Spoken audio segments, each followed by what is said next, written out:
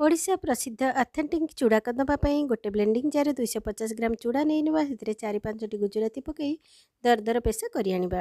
एबे एथिरे 150 ग्राम गुड़ पकई नबा आउ थरे ग्राइंडिंग कर आनिबा। एई चूड़ा ग्राइंडिंग हेला परे याको अन्य एक पात्र रे ढाली नबा। एबे एथिरे आमे किछि कर्पूर पकई नबा। कर्पूर गोटे पिंच अफ कर्पूर नबा। ए कर्पूर टाण थाए याको हाथ रे चूरी एमती मिसेबा को पड़ी थाए, मात्र बेसी परिमाण मिसेबेनी पिता हो कर्पूर मिसई सारा पर आम ए गोटे बाउल नड़िया कर पकई नबा। गोटे फाड़ नड़िया अधिका पकईले किसी असुविधा ना। एबे एथिरे काजू किशमिश पकई या भल भाव मिक्स कर नबा हाथ में। आपण मानक जदि मोर ये रेसिपी भल लगी था लाइक शेयर और सब्सक्राइब करने को जमारू भूलें। एबे देखंतु आमे भल भाव मिक्स करनेले। एबे एथिरे 2-3 चम्मच आमे घी पकई नबा।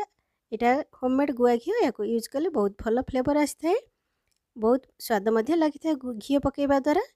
एबे घी पकई आमे भल भाव मिक्स करी गोटे साइड रे रखी नबा। 10-15 मिनिट रखिला परे गुड़टी भल भाव मिक्स हो जाई थाए चूड़ा संगे। देखो ता कलर मध्य चेंज हो, बहुत सुंदर कलर आसता है, हाथ में मुठा मुठा कर हुए। एबे हमर ऑथेंटिक चूड़ा कदम्बा प्रस्तुत। या आमे प्लेट रे गार्निशिंग कर नबा। Thanks for watching.